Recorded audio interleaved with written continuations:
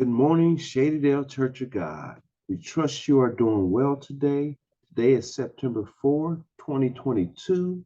This is week one of our lesson, and the lesson is entitled The Call of Abram. What is our study about today?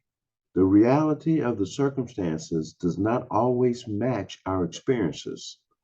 Abram put his confidence in God, and God assured him about the future. So our Bible passage will be found in Genesis chapter 12, verses 1 through 5, and also verse 7, and then chapter 15, verses 1 through 7. What topics will we be discussing? Call, obedience, trust, faith, and blessings. Okay? So let's take a look at our Bible background. Today's study centers on the call of Abram, or Abraham, as he was later called. This call was the beginning of the Lord's relationship with the people of Israel in a model for life with faithfulness to God. At the moment of God's call, Abram had no land and he and his wife had no children. God promised that land and descendants would be a part of Abram's future if he would answer the Lord's call.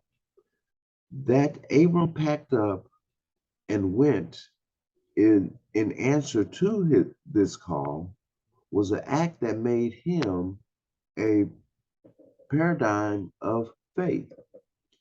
Abram trusted the Lord, and the Lord's promise to God is to live in faith. All right, then.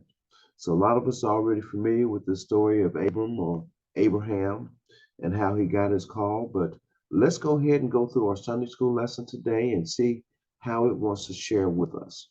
Okay. All right. Now let me stop sharing this screen. And I'm going to share. Okay, I just need to come over here to the screen. Okay.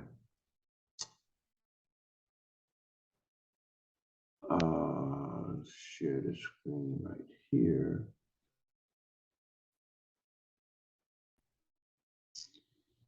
Bear with me here.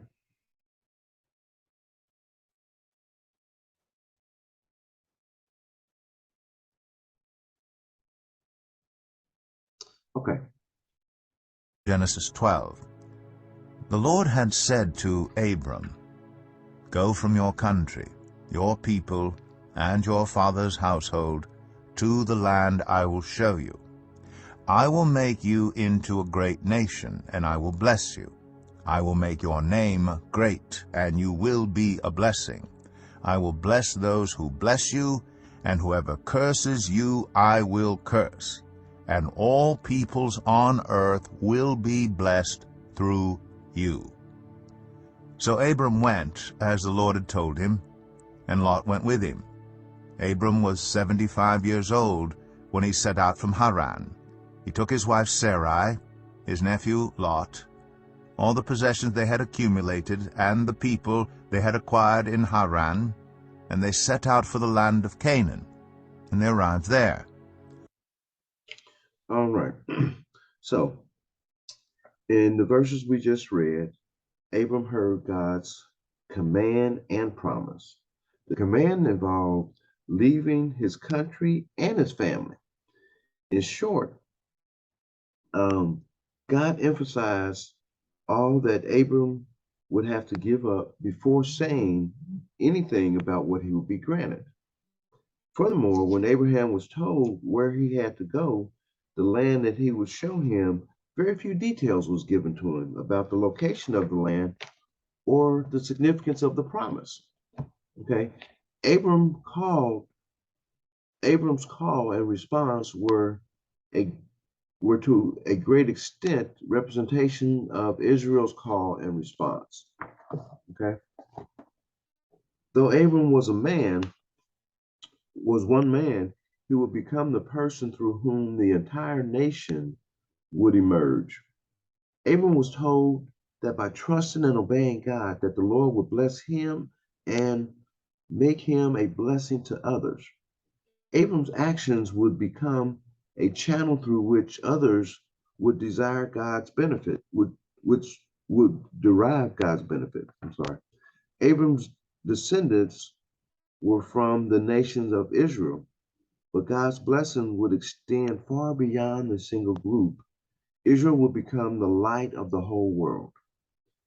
Now, Abram was 75 years old when God made this promise to him. Okay. Abram's response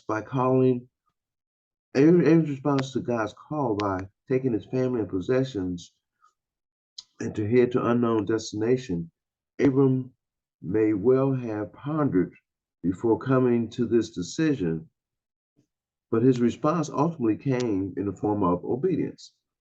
Now, one of the things I want to say about this, uh, some people may have heard me use this expression before, and this Sunday school lesson kind of goes along with that expression. God seems to have a sense of humor, right? Abram's already 75 years old, and God makes him a promise that he's going to, bless him, and he's going to have all these descendants. Well, guess what? At age 75, Abram has no dependents. Has no children.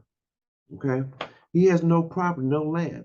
And God's making him these promises. So let's move on. Let's look at verse 7 right quick. Okay. All right. From there he went on toward the hills east of Bethel, and pitched his tent with Bethel on the west and Ai on the east. There he built an altar to the Lord, and called on the name of the Lord. Then Abram set out and continued toward the Negev. Okay. I apologize. I didn't cue that up right, so I'll read that. The Lord appeared to Abram and said, "To your offspring I will give this land."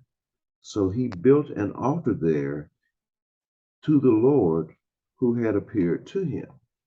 Okay. Now we're going to go to chapter 15, verse 1 through 3. Genesis 15.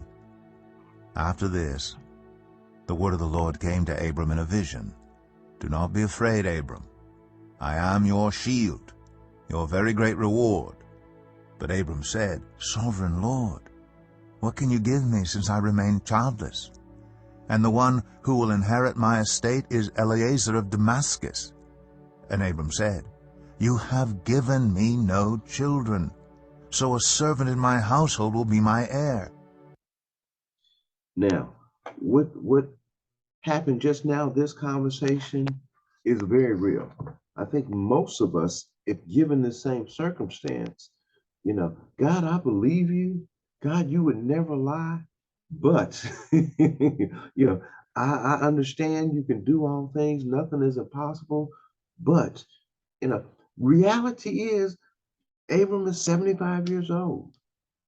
The reality is God made him a promise. But Abram's like, okay, after I think about it, God, what are you waiting for? Okay, I believe you're going to do it, but man, you got to come on. How am I going to have all these descendants? How am I going to have I don't have any children. I don't have any land. It's my old self and my old wife. And that's it. And now you're going to make me, ruler over all of these descendants, right? And so, even though the doubt creeped in, Abram still believed in the promise. Okay, what am I saying to us? God has made us promises, and we may look at it now and be like, wow, uh, God, I know you didn't lie, but maybe I misunderstood you, right? Maybe I misinterpreted what you said. And so we'll come up with ways to want to help God. And so we understand that God doesn't need any help. He doesn't need our help. Now, sometimes he requires us to do certain things to show our faith and belief in him, but he does not require our help. In other words, what he promised us, he can and will deliver on if we allow him to do so. Okay. And that's the thing. We have to allow him to do so, right? If we take matters into our own hands, then we basically are saying, that God needs our help, and he doesn't. Okay. So let's move on now to verse 4 through 7, I believe. Yeah. Then the word of the Lord came to him, This man will not be your heir, but a son, who is your own flesh and blood, will be your heir. He took him outside and said, Look up at the sky and count the stars, if indeed you can count them. Then he said to him, So shall your offspring be. Abram believed the Lord, and he credited it to him as righteousness. He also said to him, I am the Lord, who brought you out of Ur of the Chaldeans to give you this land to take possession of it. Okay.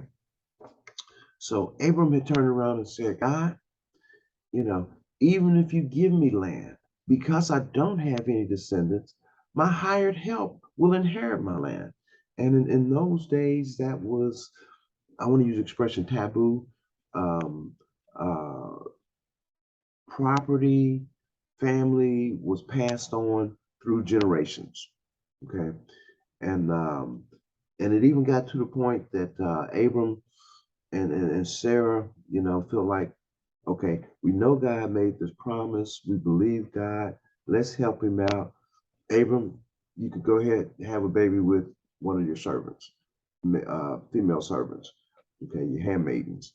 And so thinking that this is going to be how the promise is fulfilled. Because he told him that he's going to have descendants more than all the stars in the sky.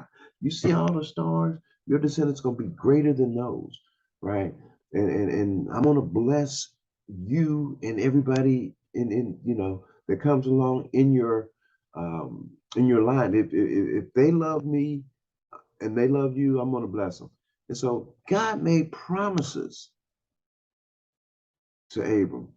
Abram believed those promises, but then doubt crept in, and Abram wanted to help him out. So I'm here to tell you not to doubt God. No matter how long it's been since the promise has been made, no matter how long it's been since you thought things should have happened already, just understand that God has a plan, and He's able to fulfill that plan. All He needs is our obedience. Okay, so let's not stray to the right.